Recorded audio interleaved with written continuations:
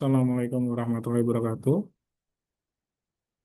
Saya mahasiswa Universitas Cybermedia yang mempresentasikan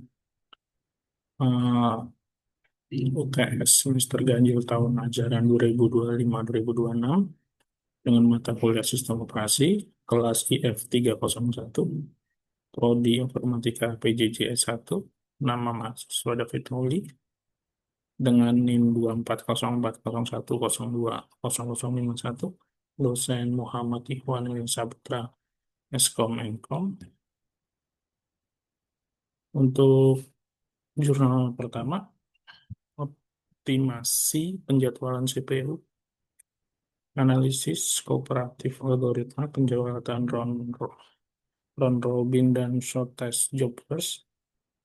Jurnal pertama membahas tantangan dalam sistem operasi time sharing modern dan bagaimana mengoptimalisasikan pembagian waktu prosesor untuk efisiensi tinggi.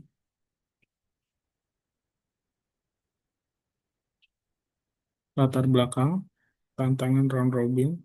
Pertama, quantum time statis, algoritma round robin klasik sering bermasalah dengan quantum time statis. Yang kedua, kuantum terlalu besar. Jika terlalu besar, round robin berperilaku seperti F, FCFS, first come first served. Yang ketiga, kuantum terlalu kecil. Jika terlalu kecil, konteks switching menjadi terlalu tinggi, mengurangi efisiensi. Metode dinamik quantum time round robin DVT-RR. Penulisan pengusulan DVT-RR sebuah metode yang menghitung ulang kuantum waktu secara dinamis. Perhitungan ini didasarkan pada burst time rata-rata dari proses yang ada di ready fluid. Ini adalah rumus di mana burst time proses ke I dan N adalah jumlah proses. Tujuannya adalah mendekati efisiensi short test job SDF tanpa mengorbankan keadilan.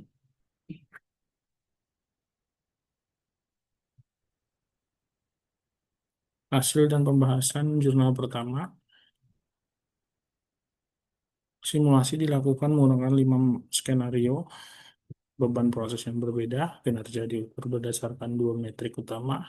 Pertama, average waiting time (AWT), waktu rata-rata proses mendapatkan antrian. Yang kedua, average turnaround time (ATAT), waktu rata-rata dari proses datang hingga selesai. Hasil menunjukkan bahwa algoritma modifikasi DVT-RR mengurangi context switch sebesar 15% dibandingkan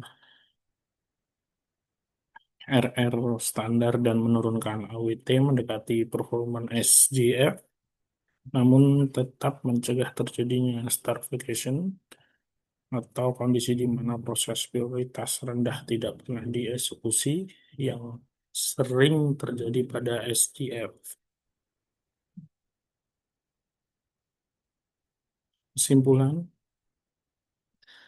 modifikasi penentuan kuantum time secara dinamis terbukti lebih efisien untuk sistem operasi multitasking dibandingkan menggunakan fixed kuantum. Metode ini menyeimbangkan antara responsivitas sistem dan throughput prosesor.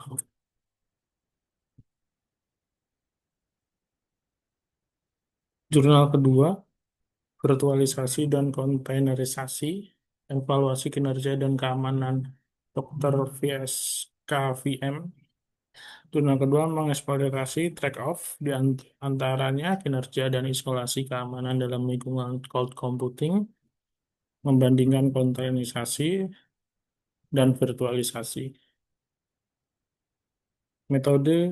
Metodologi yang digunakan street trace lingkungan cloud, lingkungan VM menggunakan kernel-based virtual machine, menjalankan OS tamu penuh dengan hypervisor. Lingkungan kontainer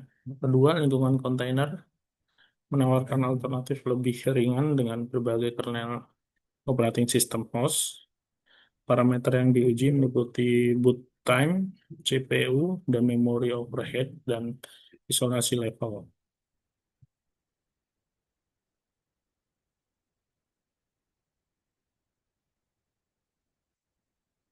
Hasil dan pembahasan jurnal kedua, pertama kinerja, dokter dok, dokter unggul dalam boot time, detik vs menit pada VM. Yang kedua, overhead memori dokter sangat rendah karena tidak memuat kernel operating system terpisah. Yang kedua, keamanan. Keamanan pertama, LVM menunjukkan isolasi lebih tinggi, terisolasi penuh di level perangkat keras maya. Yang kedua, dokter dokter terbagi kernel host, celah keamanan dan membahayakan semua kontainer.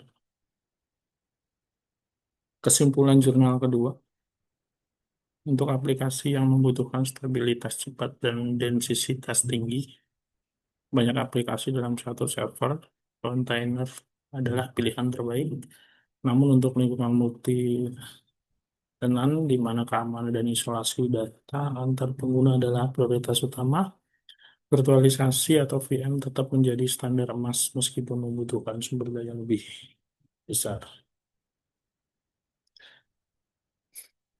Sintesis atau rangkuman gabungan. Yang pertama, level mikro, penjadwalan CPU, operating system terus mengoptimalisasikan cara CPU berpindah antar tugas untuk meminimalkan waktu tunggu pengguna. Yang kedua, level level makro, virtualisasi ringan, operating system berevolusi mendukung kontainer, memungkinkan satu perangkat keras fisik menangani ratusan lingkungan operating system virtual. Demikianlah persentase untuk UTS semester ganjil tahun ajaran 2020 ini. Sekian dan terima kasih.